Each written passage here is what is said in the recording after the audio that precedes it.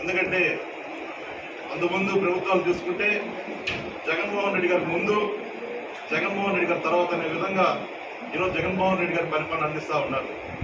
గత ప్రభుత్వాలు తీసుకుంటే మరి బాధితుల్ని ఒక అంటరాని వాళ్ళగా ఏమన్నా ప్రభుత్వ సంక్షేమ పనులు వస్తే అక్కడ లోకల్గా ఉంటే అగ్రవర్ణాల దగ్గరికి వెళ్ళి వాళ్ళ కాళ్ళ దగ్గర కూర్చొని మాకు ఏదో సంక్షేమ పథకం కావాలి, రేషన్ కార్డు కావాలి, అనేక కార్యక్రమాలు కావాలంటే నువ్వు మా పార్టీకి ఓటేసావా లేదంటే అడిగి లోకల్ ఉన్న నాయకులను అడిగి మన పార్టీకి ఓటేస్తే సంక్షేమ ఫలాలు ఇవ్వండి, నాకు సంక్షేమ ఫలాలు ఇవ్వద్దని చెప్పేసి వాళ్ళు చెప్పేవాళ్ళు.